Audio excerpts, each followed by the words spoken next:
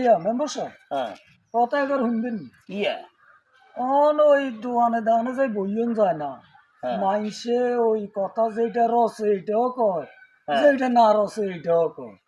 এটা চা তো অন্ধ নষ্ট জায়গা এটা তো আজবাজ কথা কইবে কি কিছে একজনে বইবে গ ফিরে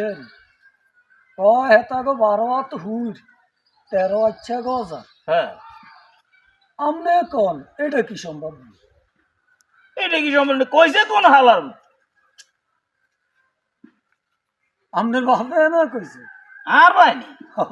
ও হইলো হইতো আর ওইদিকে আছে কোথায় উড়ে রইছে আরে ও